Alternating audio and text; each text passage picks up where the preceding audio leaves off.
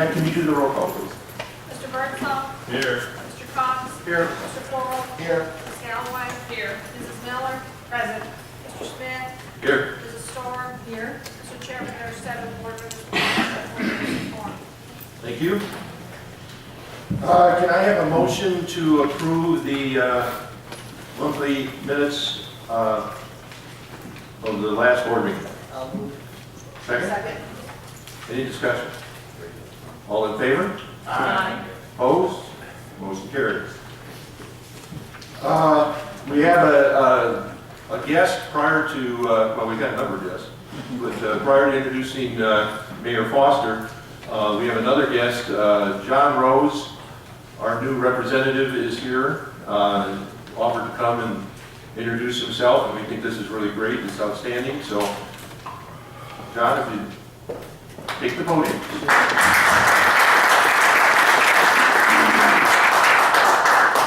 Thank you, Mr. Smith, and it's a privilege to be here. I am John Rose, and as you may know, I'm the relatively newly elected representative for the 6th District of Tennessee. Been on the job for about 110 days, sworn in back on January 3rd. I live down in Cookeville with my wife Chelsea and our little boy Guy, and it is a great privilege and honor to represent not only the people here at Fairfield Glade in Cumberland County, but across the 19 counties that comprise the 6th District.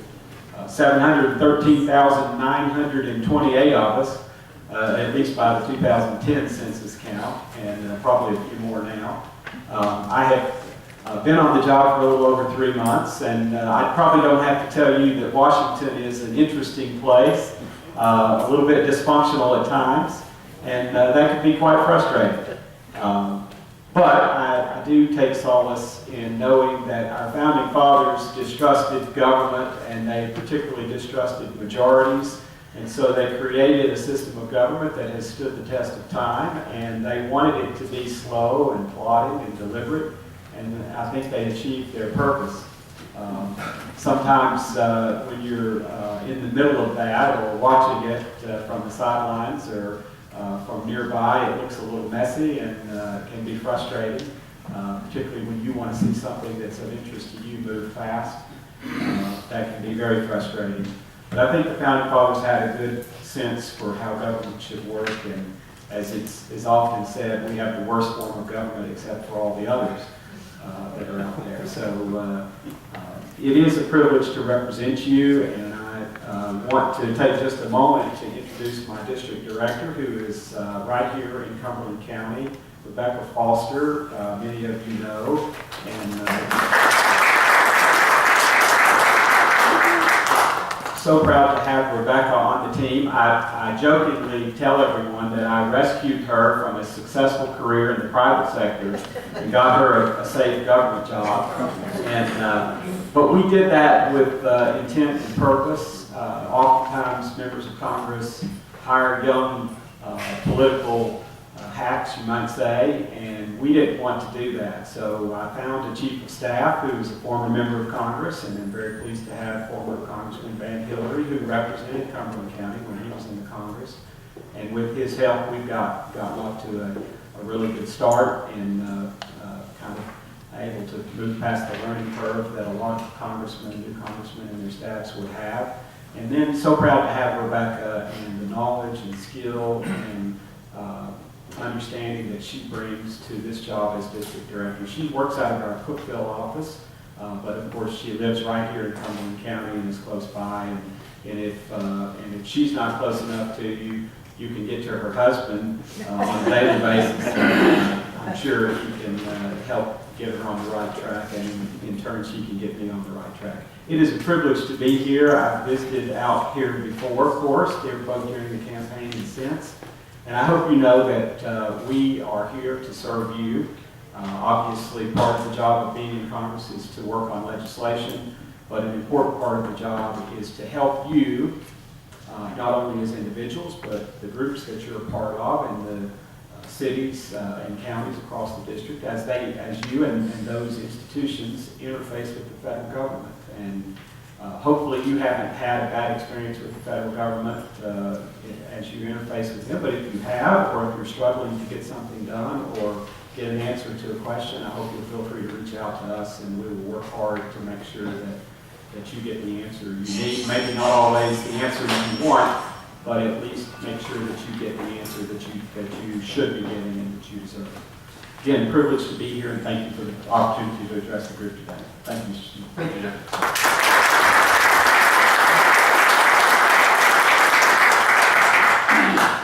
We have a connection ever since, up until I met you, I thought, my nephew is named Guy. And I didn't think there was another guy in the world, so I now know there are two. Alan Foster, our county mayor.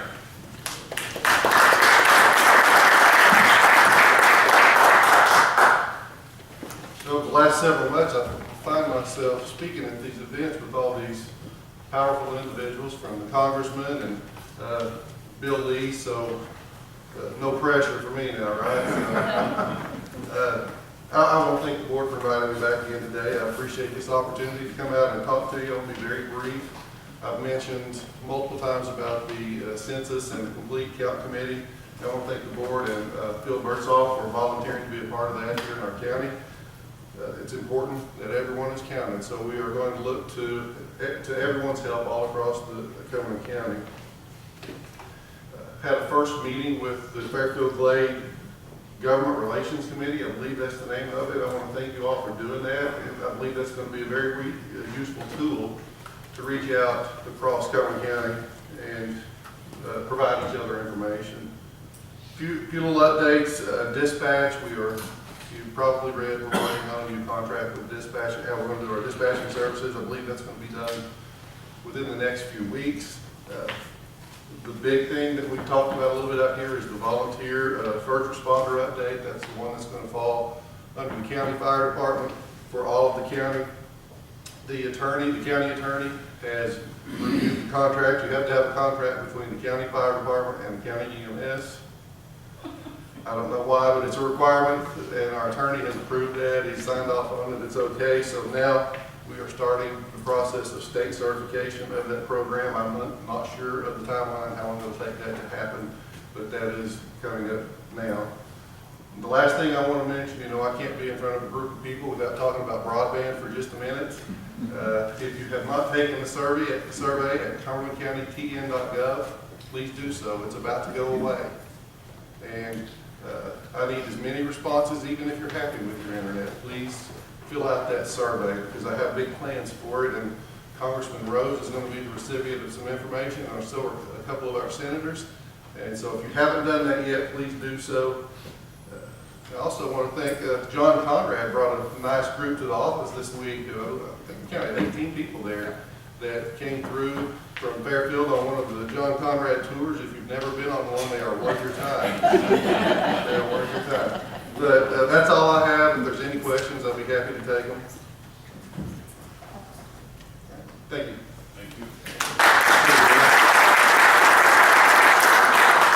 Just once I'd like to go through a meeting without hearing about John Conrad. Never happened. He never goes away. County Commissioners, I noticed Carl's here. Anything to say to the crew, or? He was on my tour. Don't mention how good it was. I would like to thank John also. It was a very good tour. I just wanted to let the group know also that John brought 18 people up. It was a really good tour up there. And again, it was very nice, John. Thank you, Congressman Rose, for coming and seeing the group and talking. Rebecca and Alan, again, just to let everybody know here, they're very supportive of Fairfield Glade, and there's like very good communications between commissioners, the mayor, and the congressman. Is there any other questions that you might have for me? I think the mayor covered everything. Okay. Thank you, Carl. Yep.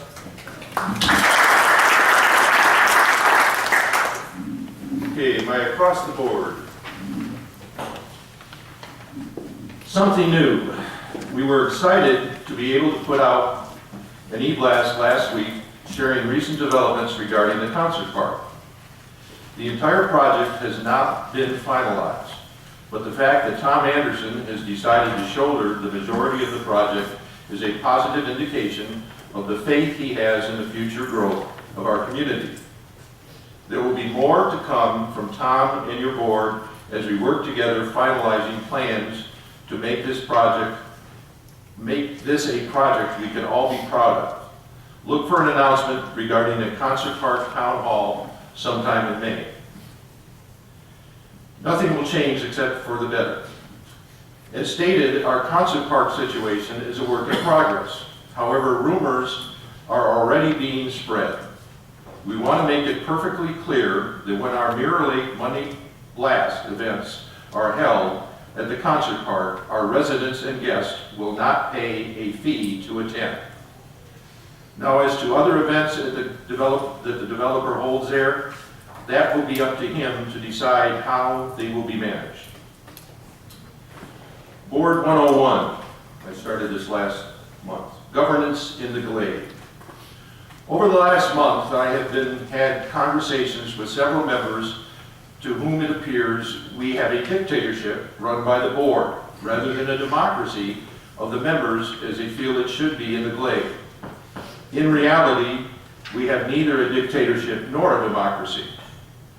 Our system of government is the same system used by our federal government in Washington. It's what we call a republic. Under this system, you as voters elect individuals to make decisions for you in the administration of the community. We listen to and consider what all our constituents have to say about issues facing the board. Our decisions are then made in accordance with what we determine is in the best interest of the majority. And we temper that with what we feel best serves the short-term and long-term growth of the community. We consider how other resort retirement communities operate and the emerging trends of popular activities like pickleball as we compete for the next residents of Fairfield Glade. On top of all that, we weigh each decision on the basis of its potential impact on property values. The bottom line is your board is elected to make decisions for the entire community based on, number one, membership input, number two, resort retirement community trends, and number three, financial impact on our community. Not every decision will please every member. Some I have supported over the last 4.5 years were not what I personally would have wished for, but they were in the best interest of the community as a whole. Case in point, I fully support and fought for the expansion project on Devine Road because of what it will do for our community. However, from a personal perspective, I am not looking forward to having a 5-lane highway within 100 feet of my driveway. Rest assured, all board decisions are made based on what, in our opinion, is best for the community at large. So are we a dictatorship? No. Are we a democracy? No. We are a republic for which your elected representatives make decisions in the best interest of the community. Is this system perfect? No. Nothing is. But it has worked pretty well for America for over 200 years and in the Glade for almost 50 years. It's important to remember that in a republic, your vote is your voice.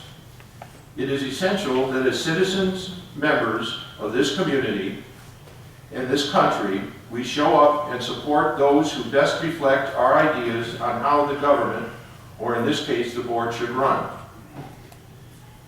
This will most likely bring up questions about the developer and Wyndham voting blocks.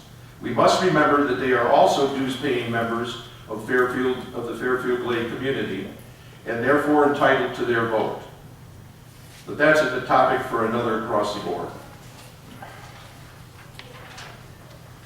Masters drama.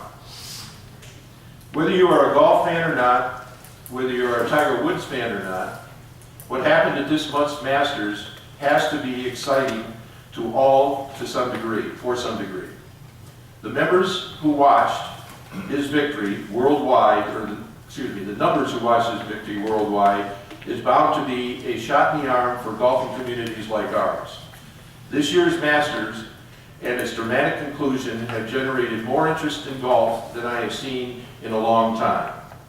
And even though he's not old by our standards, Tiger Woods does inspire us old duffers and gives us hope for the future. See you at the course. And that's all for my cross the board. Thank you.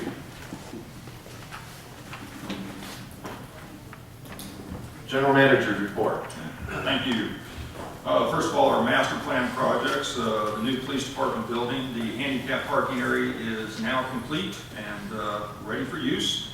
The generator is still on order, but should have that installed within the next 30 days.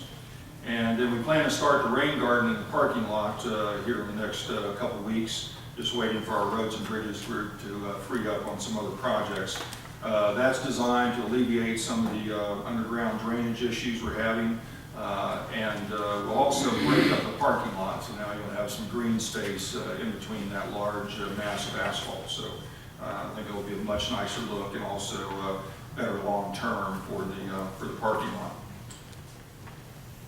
Racket Center improvements, the first draft of a long-term master plan has been reviewed by the Racket Sports Committee, and we're sending that along to the Major Capital Projects Committee for them to start looking at that and start some deliberations on that. So that should start sometime here next month. The Stonehenge Turf Care Center, we're hoping to get our certificate of occupancy next Monday, the 29th. And I know Sean Van Hoos will be happy about that. That will make his life a lot easier in terms of maintaining the golf course. The Stonehenge Clubhouse improvements, you can see the board we have over there. The colored areas are the areas that are going to be renovated. It's basically a complete interior renovation of the clubhouse except for the kitchen area. The kitchen area would be in phase 2. So we're going to bring forward PR later in this meeting to have Upland Design now complete the construction drawings and put that out to bid. The hope is that we can start construction or start renovations November 1st and have that completed by April 1st, 2020, and reopen the golf course and the clubhouse. Some deferred maintenance and some minor improvements. We're trying to get the Lakey silting process started in late May. So we've got a contract on that now and from the contractor, so hopefully we can get that underway before we get too busy, especially on Lake Dartmoor, which is one of the lakes that we'll be doing. For Scott Blaylock, the county road superintendent, the county chip and seal program is still scheduled to take place before June 30th. And that's for the roads we had on the list for last summer. They will also have a list for them for after July 1st. So again, if you have any issues with your roads, particular chip and seal roads, please contact our Public Works Department so they can make sure to evaluate it and see if it makes sense to have it on the list for this year. And then we have a new gazebo down in Dorchester. So we've installed a gazebo in the what I call the event lawn area between the clubhouse and the pool. So I'd encourage y'all to go down there and take a look at that. And that can be rented for private parties or what have you. We hope to have some weddings and other parties down there over the course of the summer. And if you'd like to rent that space, just contact the conference center. Golf, year-to-date golf rounds through last month were 9,500. That's 112 more than budget and 1,067 more than 2018, thanks to the weather. So that's good news, and I think in talking with Jeff last week, April is shaping up to be very good as well, thank goodness to the weather. Then lastly, but not least, Wine on the Plateau. One of our largest community events is this Saturday from 2 to 4 at the Conference Center. You can get your tickets at the Conference Center. It's $20 in advance and then $25 at the door. So I encourage you to get those in advance. And that's all I have. Okay, thank you. Resort report. Barbara. Good morning. Wind of timeshares this month were 2,433. And year-to-date, we've had 8,436 wind of timeshare visitors.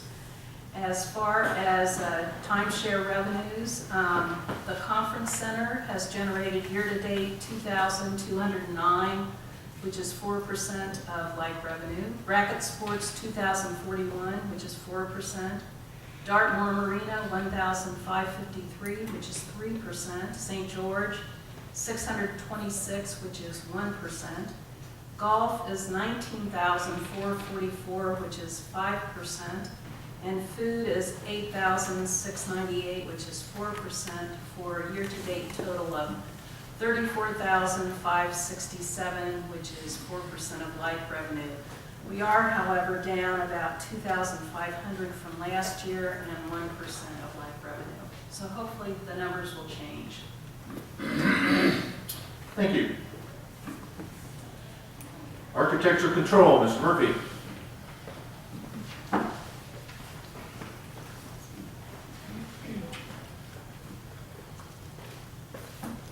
Good morning. Morning.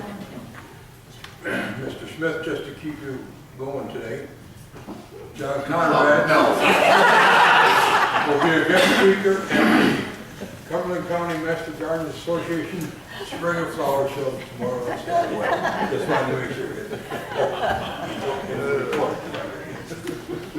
Miscellaneous approvals, changes to established homes through March of 19, 282, through March of 18, 280.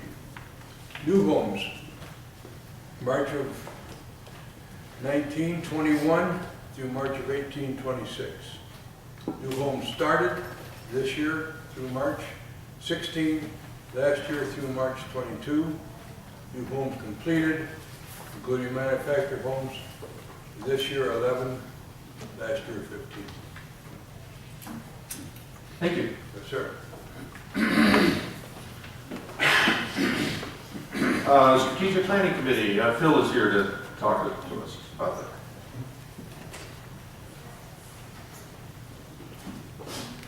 Thank you. My wife wanted me to talk to John about arranging. This one special one was for me, it was the Cumberland County Jail. We're still working on that, okay? Well, thank you for the chance to come and talk briefly about the Strategic Planning Committee. We are in the process of updating our 5-year plan. This year we have elected to do a different way of approaching it, and that we're doing much more outreach to the community. We plan on having 3 town hall meetings. We've had one already, where we talked about emerging trends and its impact on the community, and gave people an opportunity to interact with us on that. The second one is going to be coming up next month, involving our SWOT analysis, which is a review of our strengths, weaknesses, opportunities, and threats. And we're going through that process right now. We will be presenting our initial findings on that to the community at our May 21st town hall meeting in the Community Conference Center. And then we'll take the comments that we get there and the recommendations that we get from that to go back to our 3rd planning process, and that is to actually develop some tentative recommendations that we would include in this plan that we'll put before the board at the annual meeting in September. And that town hall meeting will be held on July 23rd. And again, it'll be another opportunity for interaction with the community members that are interested in this. And we can talk about that and take your ideas before we finalize any recommendations. So we're excited about this process. It's the first time we've tried this. We think it's a good way for us to learn from you and the community of interest areas and concerns, and at the same time for us to validate what we're thinking about and trying to do. It's a team effort, and it's going to be a continuous improvement effort. Every year we hope that it gets to be a better process. So, thank you. Thank you, Phil. Denise, financial reports. And Denise, if you mention John, you're fired. My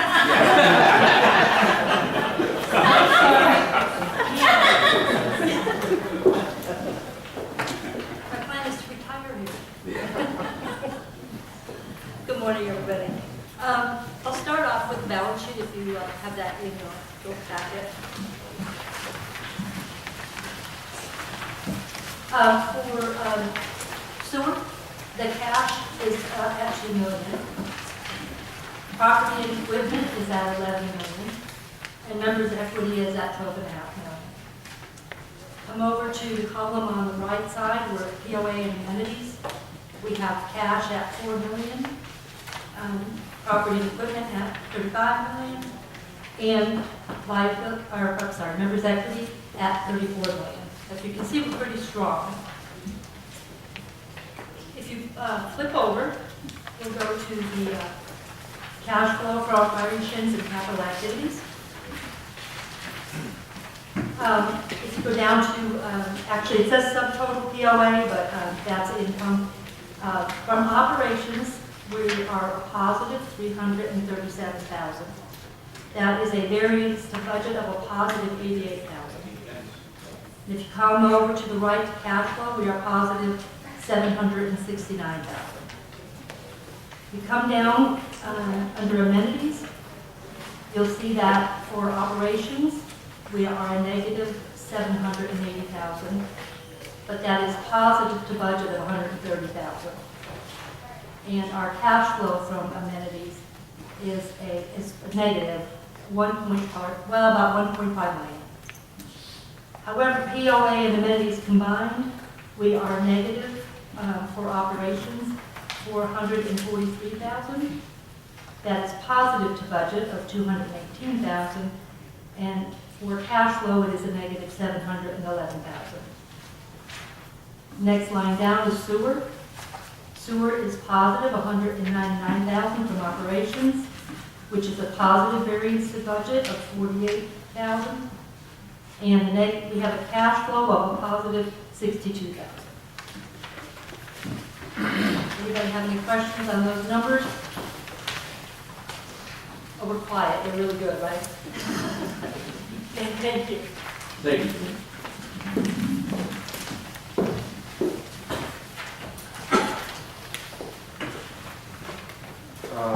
Okay, unfinished business. Amenity reserve fee policy. I think Bruce? Yes. I'd ask you to turn to the sheet following the financials. There's a copy of the proposed amenity reserve fee resolution. If you remember last month, we added a paragraph talking about clarifying those who bought lots that did not build on them, which would charge a lesser amenity reserve fee, and then when they built, we did not capture the difference between that amenity reserve fee and what they would have paid had they built on it immediately, so that paragraph is still there. What we did this month is the highlighted paragraph that starts be it resolved effective July 1st, 2019. That is just expanding a paragraph that was in the previous policy and explaining how we will handle the differences, or how we have handled the differences between different tiers. For instance, if you bought a B tier lot and then you turn around and sell it and buy an A tier lot, then you will need to pay the difference in the reserve fee between those two tiers. And that's the explanation. It's just the expansion of that paragraph. We will again post this on the website for 30 days for comments and questions, so take a look at it. If you have some comments or questions, please let us know and I'll try to answer those. Okay, thank you. And that's the 30 days. Okay. Under new business, we've got bylaw amendment regarding proxies. Ken. Mr. President, I'd like to make some brief comments about the proxy process, and then I have a motion to make after that. Earlier this year, we received some inquiries from members of the community regarding the proxy process that we use during our annual election process. And the board discussed those concerns and decided that it was a good idea to refer that proxy process to our community club legal counsel for review, to research, and then to make a recommendation to us. Council has come back with some revised language for section 3.1C for the community bylaws. That's the last page in your package this morning. And so that revised language is there, and Mr. President, I would request that we enter that language into the minutes for today's meeting. And I'd also like to move at this point that the board approve the language in section 3-10C of the community bylaws as presented today. Can I have a second on it? Second. Any further discussion? All those in favor? Aye. Opposed?